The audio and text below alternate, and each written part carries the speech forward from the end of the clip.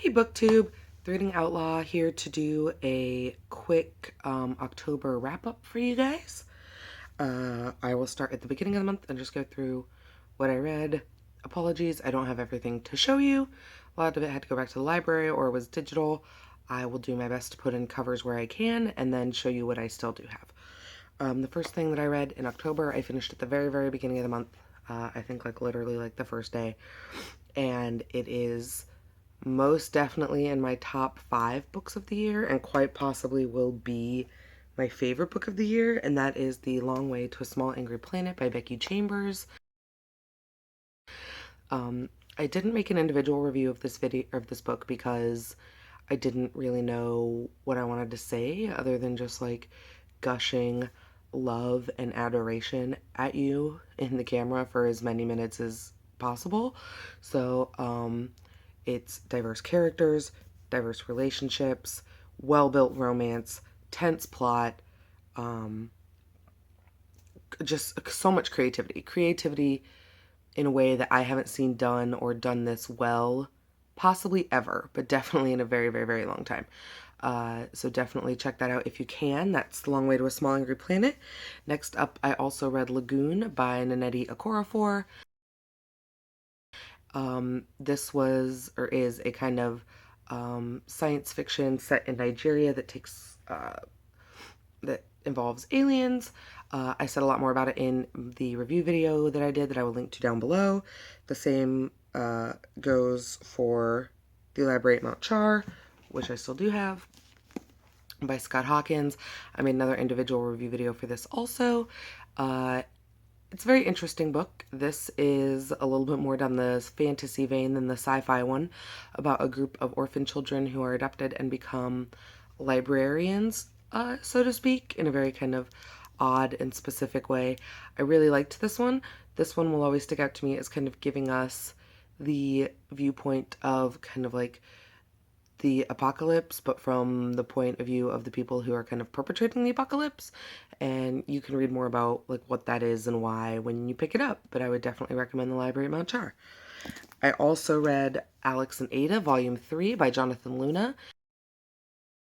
This was the final volume in the run. There is no more Alex and Ada. I felt a little cheated by the 3rd volume. For me, Alex and Ada kind of got continually worse as it went on. It's still good. It's still really good. The series itself still brings up a lot of really good questions on sentience and humanity and emotion, kind of all of those things working in tandem. But for the most part, I didn't really like the 3rd volume. I felt the 3rd volume didn't handle the time jump very well. It felt a little cheesy. It felt kind of like a cop-out. So on the whole, I was not a fan of the 3rd individual volume, but the series wasn't bad. Next up, I read The Unbeatable Squirrel Girl by, I always cover up the title in the library, Ryan North. Written by Ryan North, illustrated by Erica Henderson. I adored Squirrel Girl. I didn't know going into it that apparently Squirrel Girl made her original, excuse me guys, it's like 5 in the morning. Squirrel Girl made her original appearance in an actual issue of Iron Man. And I did not know that going into it. I didn't know that Squirrel Girl was an actual, like, person, like already established superhero that they were bringing back. So that's good to know. But I just love Squirrel Girl.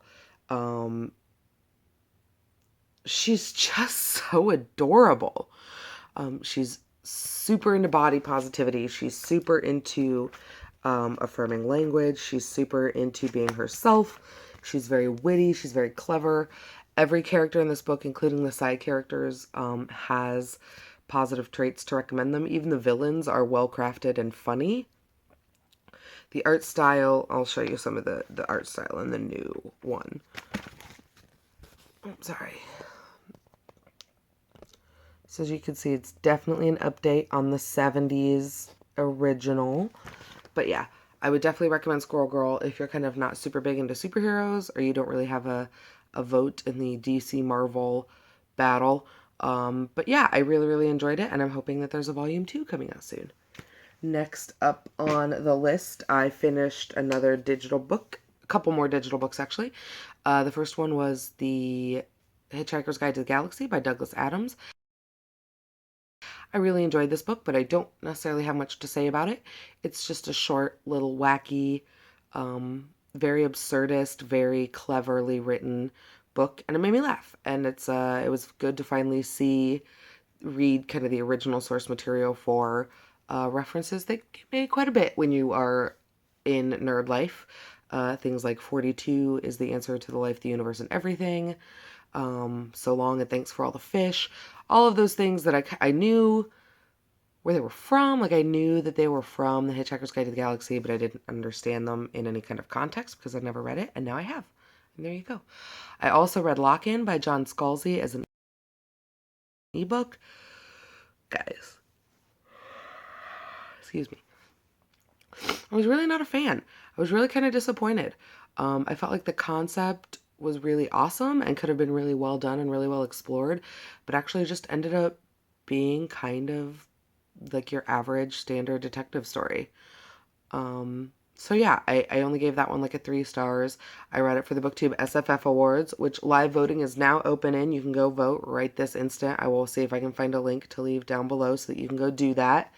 But yeah, that was one. Sorry, can you tell that my bangs bug me the earlier it gets in the morning? But that was one of the BookTube SFF books that I read that I didn't really like. I didn't dislike it. It just wasn't really anything interesting to me. And I felt doubly disappointed because I felt like the concept was so cool and there could have been so much good stuff done with it. But there just wasn't. So what are you going to do? And then I also had to DNF a couple of things. I had to DNF Nowhere But Here by Katie McGarry, which was the like motorcycle club contemporary YA romance that I was talking about at the beginning of the month. No, guys, it did not work out. It was not good. I think the problem was that I was trying to read a young adult book about a motorcycle club, and so it wasn't like a really, like it was a motorcycle club, but they were like a legit motorcycle club, so they didn't do anything illegal. So there was like kind of violence, but also mostly not. And the plot kept alluding to this like big secret between all the family members, and I just like, it was to the point where I just didn't even care. Like that's how poorly written for me this book was, is that I don't even care about whatever the big suspenseful thing was. And usually that will keep me reading. Usually if there's like a hidden twist or a secret that's been alluded to, I'll keep reading just to find out what the secret is. But I didn't care.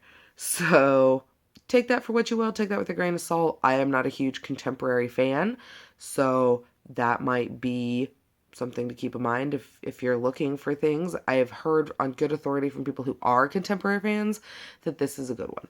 So take that for what you will. I also had to DNF Smoke and Mirrors by Neil Gaiman. This is one of his short story collections. I just didn't like it. I don't, this time I think this one was my fault. I think the book is fine.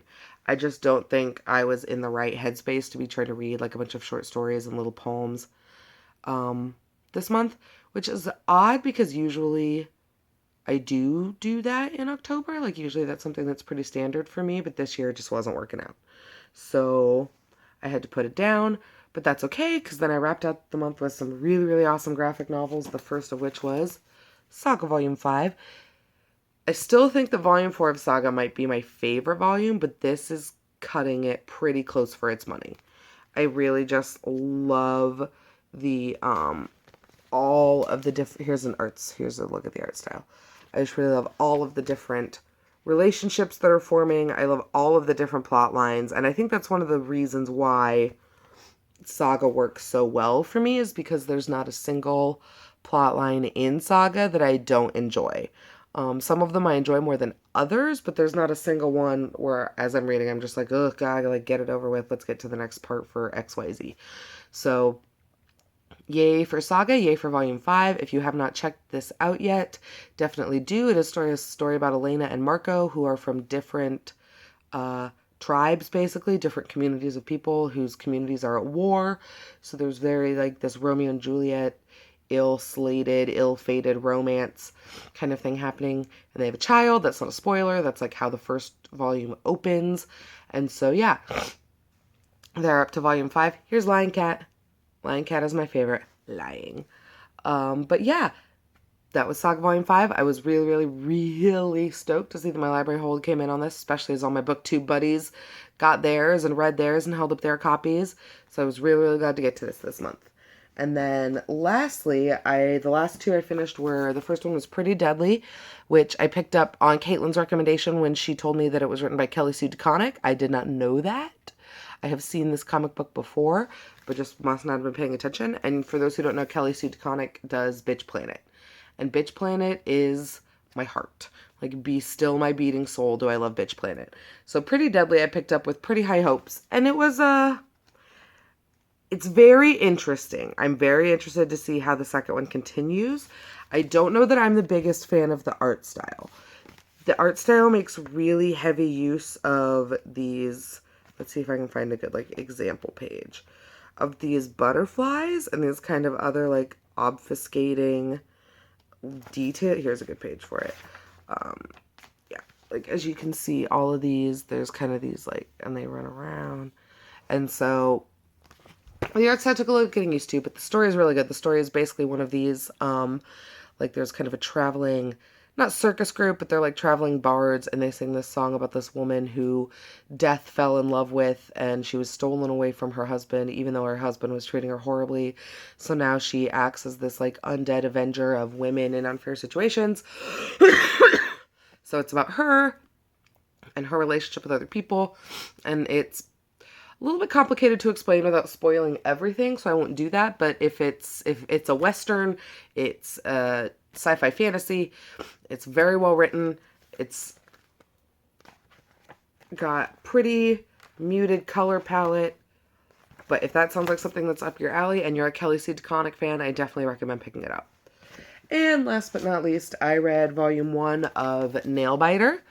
This is by Williamson. What is your first name? Joshua Williamson. And holy shit, you guys, this was so good. It was so good. Like, I didn't know how I felt about it when I picked it up, but Amanda was talking about it, Amanda Eagle, whose channel I will link to down below. And it's so good. It's about serial killers. It's about this town I think it's in Oregon. Yeah, Buckaroo, Oregon. And Buckaroo, Oregon has had like 75 serial killers come out of it in the last like 100 years or something like that. Or like the couple hundred years since the town was founded, and nobody knows why. So this cop goes to this town after the nail biter, who is the most recent serial killer, is found, and he wants to figure out what it is about. Like, is it something about the town? Is it something about the people that go to the town? Is there some, like, nefarious force at work here? So he goes, and he's trying to figure it all out and see what exactly it is about Buckaroo that causes all these serial killers to be born. And then, of course, something happens to him, and his partner has to come in and kind of pick up the investigation and the mystery.